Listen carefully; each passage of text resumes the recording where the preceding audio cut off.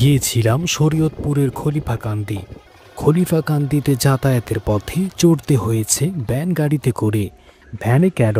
কারণ এই অঞ্চলের মানুষের ভ্যানেই যাতায়াত করতে হয় এক স্থান থেকে অন্য স্থানে যাবার জন্য। স্কুল, কলেজ, বাজার, ঘাট সব জায়গায় যেতে হয় একমাত্র অবলম্বন ভ্যান গাড়িতে চড়ে। ভ্যান ছুটে চলেছে তার আপন গতিতে। আমার কাছে বেশ ভালোই লাগছিল। উপভোগ করছিলাম রাস্তার দুপাশের গ্রামের পরিবেশ। ভোরের কুয়াশা এখনো কাটেনি। কুয়াশা উপেক্ষা করে জেগে উঠেছে গ্রামীণ জনপদের কর্মব্যস্ত মানুষগুলো। কেউ সন্তানকে নিয়ে স্কুলে, কেউ কর্মস্থলে, বাজারে, যে যার যার গন্তব্যে ছুটে চলেছে আপন বনে। কেউ কেউ আবার রাস্তার পাশে চায়ের দোকানগুলোতে বসে উনুনের উষ্ণ ওম নিচ্ছে।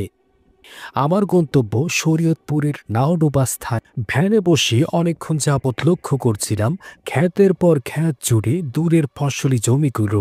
দূর থেকে বুঝতে পারছিলাম না এগুলো কি ফসল। শুনলাম এগুলো নাকি পেঁয়াজ আর রসুনের ক্ষেত। কৌতূহলী মন নিয়ে মাঝপথে আমি যাত্রা বিরতি দিয়ে নেমে পড়লাম ভ্যান থেকে। সকল বাধা পেরিয়ে ছুটে যেতে লাগলাম দূরের সেই ফসলি জমিগুলোকে লক্ষ্য করে। পেঁয়াজ চাষিদের সাথে কথা বলে জানতে পারলাম তাদের অজানা কথা। দেখুন, আলহামদুলিল্লাহ অনেকটা ক্ষেত জুড়ে, ক্ষেতের পর ক্ষেত জুড়ে এখানে রসুন করা হয়েছে, আবাদ করা হয়েছে। তারপরও একটা সমস্যা, মাঝখানে মধ্যবর্তী অবস্থায় যে সিন্ডিকেটগুলো চলে, সিন্ডিকেটের কারণে আমাদের বাংলাদেশের মানুষ এগুলো কিনতে হয় অনেক দামে। কিন্তু বাংলাদেশের যারা নাকি চাষি ভাইয়েরা আছে ওনারা কিন্তু এগুলো বিক্রি করতে অনেক কম দামে। বর্তমানে বাংলাদেশে এটাই চলছে। তো কিছুই করার নেই, আবার কিছুই করার নেই বললে হবে না, মুখ বুঝে সহ্য করলেও হবে না। দেশটা কিন্তু আমার, আপনার, আমাদের সবার। যারা নাকি মাঝখানে সিন্ডিকেট করে তাদেরকে অবশ্যই রুখতে হবে আমাদেরকেই। আচ্ছা, এই যে এই পেঁয়াজগুলো আছে এগুলো কতদিন পরে উঠবে? আরো মাসখানেক পরে বড় হবে না? আচ্ছা, উঠানোর মতো উপযুক্ত হবে। আপনারা কি এগুলো তুলে ফেলে দিবেন, তাই না? কেন? হ্যাঁ, কারণ কি? 1-1.5 কেজি বোঝা পাইয়া এখানে বান্ধা নিলি আমাকে আরো লস হয়। মানে এগুলো হচ্ছে 1 থেকে 1.5 টাকা কেজি, না? আচ্ছা আচ্ছা আচ্ছা। আর গত বছর বেশি 15-20 কেজি বেশি গত বছর। আচ্ছা, এগুলো তো রান্না করে খাওয়া যায়? খাওয়া যায়। আচ্ছা, তো প্রিয় দর্শক দেখতে পাচ্ছেন এগুলো কিন্তু আমাদের ঢাকা অঞ্চলে কিন্তু এগুলো হ্যাঁ শুটকি দিয়ে ভাজি করে ভাজি করলে আর কিছু না খাওয়া যায়। তো এই জিনিসগুলো কিন্তু গত বছর মোটামুটি আমাদের ঢাকাতে কিন্তু এখনও কিন্তু প্রায় 25 টাকা 30 টাকার মতো দাম। কিন্তু এই দিকের যারা চাষি আছেন, চাষি ভাইরা কিন্তু এগুলোর দাম পাচ্ছেন না। মূলত 1 থেকে 1.5 টাকা কেজি নাকি এগুলো বিক্রি করতে হয়। 2 টাকা কেজি না? এখানে বাড়াই নাকি একটা বস্তায় মনে করেন 50টা 60টা নিতে। আচ্ছা আচ্ছা, 2 কেজি বেচলে আর বানলে একটা মানুষ, এই 3 জন মানুষের বানলে একটা মানুষের বান্ধন লাগে, এটা বলার দাম 500। আচ্ছা আচ্ছা। আবার এখন বোঝা পাইয়া ওইখানে নিলে সেখানে আবার সেই ব্যান ভাড়া, আবার ব্যান ভাড়া দেন অন্যকে, যাওয়ার নাকি এখন নাকি হ্যাশমেশ আমাকে আরো লস হয়। এই 3টে হাই তো এখানে আমাকে এখান বাইন দেয়া। গত বছর 1 বস্তা হাই নিলে 600-700 টাকা হাইছে। আচ্ছা আচ্ছা। ওখানে এবারে 1 বস্তা হাই যদি 70 টাকা দেয়, 50টা 60 টাকা গাড়ি ভাড়াই, ব্যান ভাড়া। কথাটা বুঝলেন? এখানে ওই খালে নিয়ে মনে করেন হালাইতেছি, এগুলো সব খালে ফেলবেন এখন। আর গত বছর আমাকে ওই যে হাই বাংলায় বদলাটা হয়ে গেছে। আচ্ছা, মানে এগুলো কি আপনারা হাই বলেন, তাই না? হাই। আচ্ছা, এই হাইগুলো আপনারা গত বছর বিক্রি করে এটা টাকা দিয়ে মূলত ক্ষেতের অনেক টাকা হয়ে গেছিল, বলার টাকা হয়ে গেছে আমাকে। এবার আমরা হালাইতেছি এলো নিয়ে এই খালের মধ্যে। আচ্ছা আচ্ছা। আর এই গত বছর এই যে পেঁয়াজ লাগাইছি, জি, গত বছর 1 বিঘা জমিনে মনে করেন 25,000 30,000 টাকার পিছনে নাকছে, 20,000 টাকারও নাকছে। আর এবার হলো নিচে নাকছে 60-80-90,000 টাকার পিছনে এবার 1 বিঘা জমিনে নাকছে। আর গত বছর বেচছি আমরা 105 টাকা 100 টাকা। আর এবার ওই যে কালকে বেচে 36 টাকা করে টাকা। 36 টাকা কেজি। হ্যাঁ, 36 টাকা কেজি হইলে 50 টাকা করে যদি কেজি বিহায়, 50 মন করে পেঁয়াজ হইলে আর পরও চালান হইতে কষ্ট হবে। কেন ওই বিছন 3 ডবল টাকা নাকছে কাতি মাসে বিছনে। আচ্ছা, দাম কমানোর পিছনে মূলত দায়ী কে? মানে দেশ চালায় সরকারে, যেটা না থাকে ওই জিনিসটা সরকারে দেশে আনবো।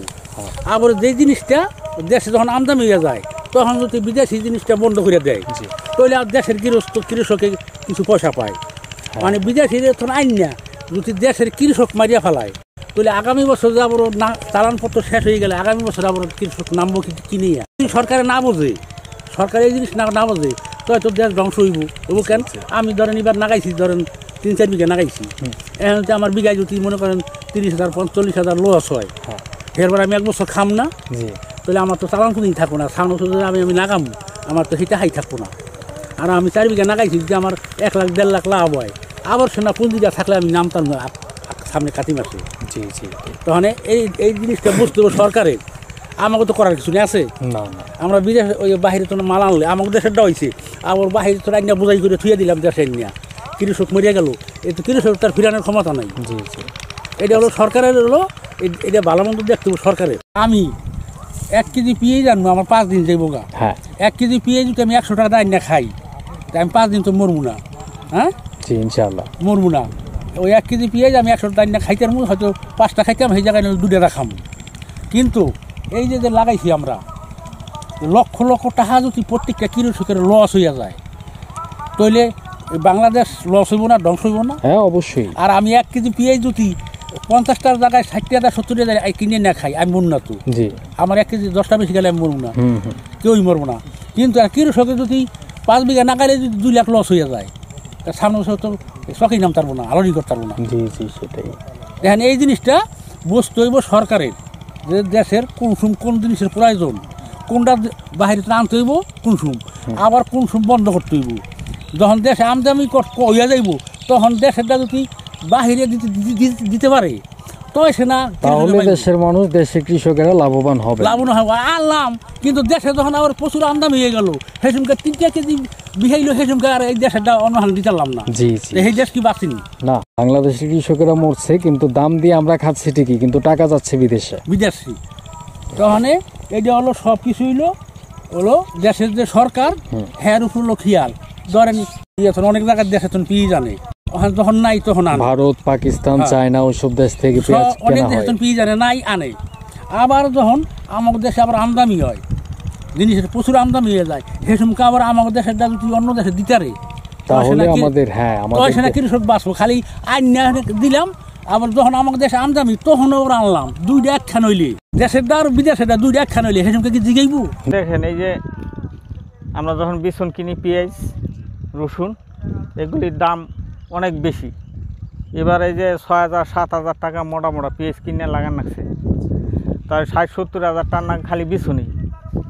একটা আল আছে, বদলা আছে, সার আছে, সারের দাম অনেক বেশি।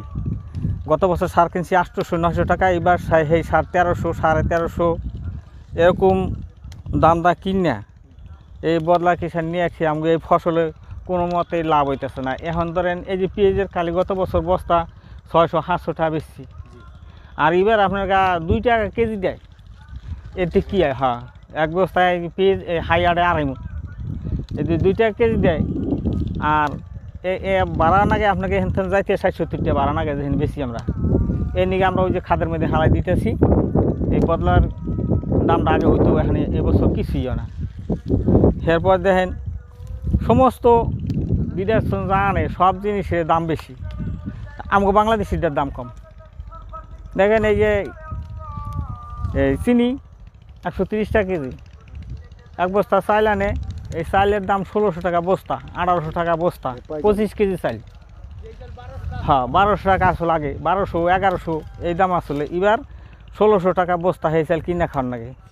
সয়াবিন তেল দেখেন 200 টাকা কেজি, আষাঢ় মাস থেকে শুরু করেই 80 টাকা, 90 টাকা, 70 টাকা আলুর কেজি। পেঁয়াজ ওই কাঁচামরিচ 220 টাকা, 400 টাকা গেছে, 100 টাকা করে কিনে খাইছি। আর আমাগো কালা কোনো জিনিসেই আপনার দাম পাইতেছি না আমরা। এই কারণে আমরা দেখেন দিন দিন আমরা ঋণী হয়ে যেতেছি। দেখা যাইতেছে ফসল আইছে, পেঁয়াজ, রসুন, যাকে যে সিজন আসে, এই সিজন যদি বাইরেটা বন্ধ রাখে, আর আমগোটা যদি আবার বিদেশে চালান দিতে, যে সময় আমাদের দেশে কমে যায়, ফসল না থাকে, ওই সময় যদি আনে, তাহলে আমরা একটু সহায়তা হয়, সাহায্য হয়, আমরা ঠিকভাবে একটু চলাফেরা করতারি, জীবনযাপন নিয়ে চলতারি। মানে আপনারা বলতে চাচ্ছেন যে বাংলাদেশের পেঁয়াজটা যদি বিদেশে রপ্তানি করা যায়, তাহলে আমরা লাভবান হবো, এটাই তো? জি, এটাই। যদি বিদেশে রপ্তানি করতে পারে, তাহলে আমরা একটু লাভ হতে পারি। কারণ বাংলাদেশে যে আমরা যখন নাকি 150 টাকা কেজি 120 টাকা কেজি যখন পেঁয়াজ কিনে খাই তখন কিন্তু আমাদের দেশের চাষিরা কিন্তু লাভবান হচ্ছে না, হচ্ছে কিন্তু হ্যাঁ বিদেশি রইতেছে। এই সময় আমার পেঁয়াজ রসুন আসে না, ওই এর নিয়ে আমরা ওই ক্ষতিগ্রস্তর মধ্যে আছি।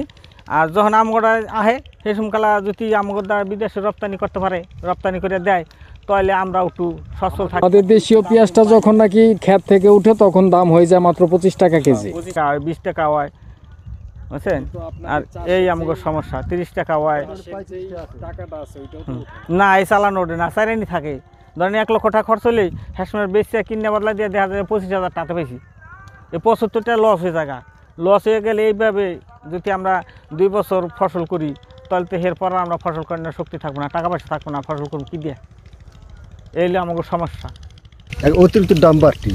আর এদের মোটামুটি যে শ্রমিকরা যে বদলাটা কিষান যারা দেয়, মানে 4 বছর আগে বদলা দিলে 400 টাকা 500 টাকা পাওয়া গেছে, এই বর্তমানে 400-500 টাকা পাওয়া যায় জুলুম।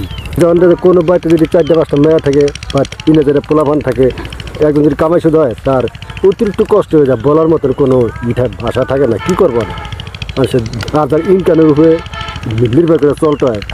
আর ঋণ হয়তো চলা সম্ভব না, বুঝছেন? হ্যাঁ, এই হচ্ছে দেশের অবস্থা। সব মানুষের এক না, হাতের 5টা আঙুল এক সমান না।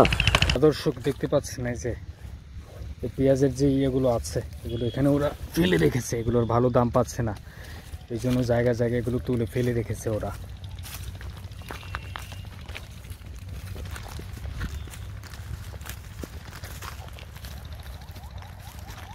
আসসালামু আলাইকুম।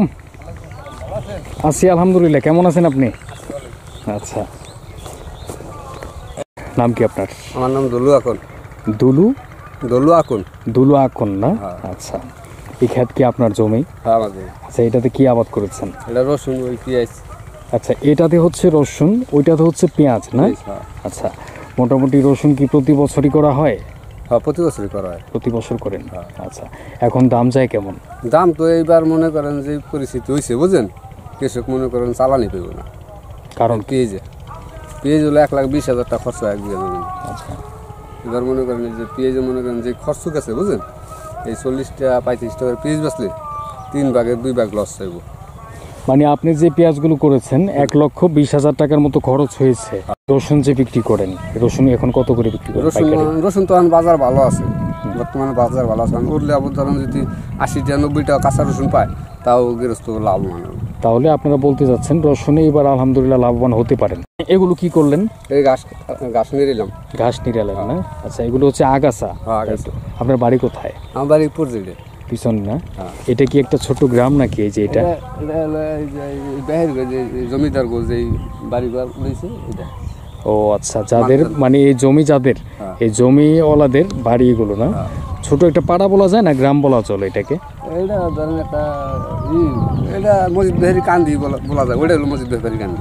আচ্ছা, ওইটা হচ্ছে মসজিদ ব্যাপারী কান্দি, ওইটা না? আর এইখান থেকে যারা নাকি এখানে কৃষকেরা আছেন এখানে এসে বসত বাড়ি করেছেন, এখানে তো স্থায়ীভাবে থাকেন ওনারা না? না, ওরা এই যে যারা থাকে এখানে থাকে।